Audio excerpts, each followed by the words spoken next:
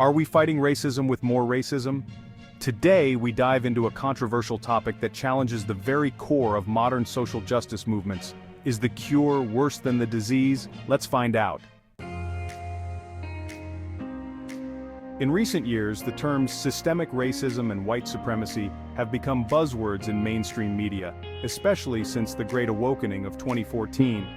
But while these ideas have gained traction, there's been an unexpected twist in the political landscape. Instead of Black and Hispanic voters flocking to the Democratic side, as one might predict given the rhetoric, we've seen a trend where these groups are increasingly voting Republican. It's a trend that has left many Democrats puzzled and embarrassed. Today, we're going to unpack this shift and explore why the very movements meant to fight racism might be contributing to a new form of it.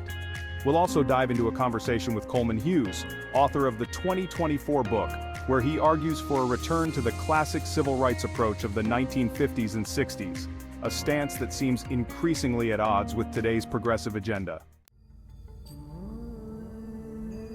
Let's start with the idea of colorblindness, a principle that was once central to the civil rights movement. The idea here is simple. Race, ethnicity, sex, and gender should be irrelevant when evaluating individuals in society.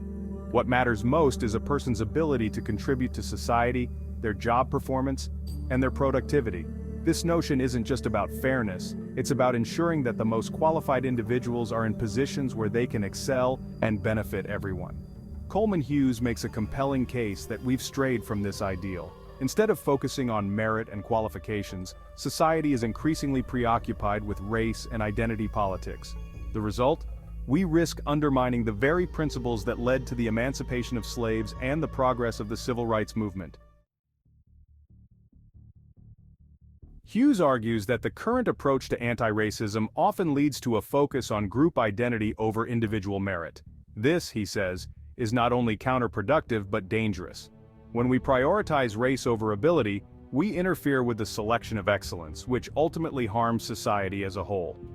One of the most pressing issues Hughes highlights is the false narrative that colorblindness is a Trojan horse for white supremacy. This narrative has gained traction in recent years, but Hughes points out that it has no basis in fact. Historically, the concept of colorblindness was championed by the most radical abolitionists of the 19th century, people who were deeply committed to ending slavery and fighting for true equality. Now let's talk about the political shift. With the rise of woke ideology and the increasing focus on systemic racism, you might expect minority groups to become more aligned with progressive politics. However, the opposite has happened. In the past 8 years, Republicans have seen growing support from Black and Hispanic voters. So why is this happening? Hughes suggests that the left's obsession with race and identity politics has alienated many voters. These communities don't necessarily see themselves in the narratives being pushed by the progressive elite. Instead, they're gravitating towards a message that emphasizes individual responsibility, merit, and opportunity, values that resonate more with conservative principles. Hughes is particularly concerned about the dangers of group identity politics. When society becomes obsessed with group identity, it inevitably leads to division and resentment. Hughes argues that this focus on race and ethnicity is not only divisive, but also regressive. Instead of moving towards a truly inclusive society, we're creating new forms of exclusion and discrimination. He also warns that this obsession with identity politics is a dangerous game. It can lead to policies that are more about optics than substance, and in the long run, it undermines the very communities it's supposed to help. In his conversation with Jordan Peterson, Hughes calls for a return to the principles of true equality, where individuals are judged by their abilities, character, and contributions, not by the color of their skin. He challenges the notion that modern anti-racism is the solution to racial inequality, arguing instead that it often perpetuates the very problems it claims to solve. As we reflect on these ideas, it's clear that the path to a truly just society isn't through division and identity politics.